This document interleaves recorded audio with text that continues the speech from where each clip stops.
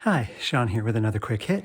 I'm watching Equalizer 2, and I have a scene here that I really just love the way they did this scene. There's a lot of actually really nice twists and turns in this movie, but this scene is just kind of a basic scene. It's a reference that we're not going to see again. This is in the balance.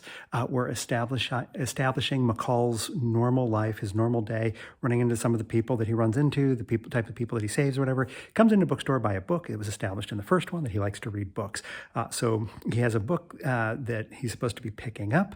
The owner is going into the back to find the book, and there's a young girl there, a child, who waves to him, obviously knows who he is, who then he does this sign too. It's like, be quiet, don't tell him our secret. And it's kind of like, oh, I don't see, what's the secret? What's going on here? They come in back with the book. They show him the book, and they have a little conversation. We learn a little bit more about him. And then as he's leaving, he makes the sign again to the girl. It's like, we've got a secret between the two of us. And then right before he walks out, he says, hey, where's the for sale sign? You guys aren't selling anymore? And they're like, yeah, well, the problem we had got cleaned up. And then he leaves. That's the entire scene. We're not going to have that explained. It's not going to come back to us. It's just a beautiful way of using subtext to tell us what's going on. We know from the first one, and we know from what we've seen so far already, that he's the equalizer. He goes out and he helps people who needs help.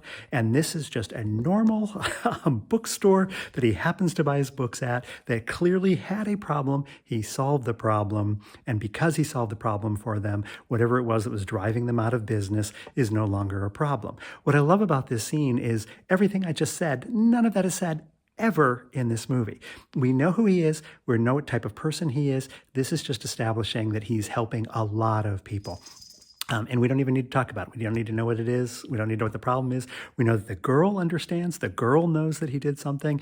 That's the secret between the two of them. And everything in this scene, all of the important information is all subtext. It's all not in the dialogue. It's all in what is underneath the dialogue, what's in the action. That's a gift from the writers and the director to us as an audience to go, oh my goodness, this is kind of fun. This is a completed episode that happened between the first movie and the second movie, an adventure that he was on. I just find it lovely. Often by not saying things, by not spelling things out, by making the audience fill in the blanks, that makes us as an audience participants in the story, that makes us active in the story, and it makes us, like that little girl, the secret keepers. We know what the secret is, and we're keeping the secret. Denzel and us, McCall and us, we're in on it together.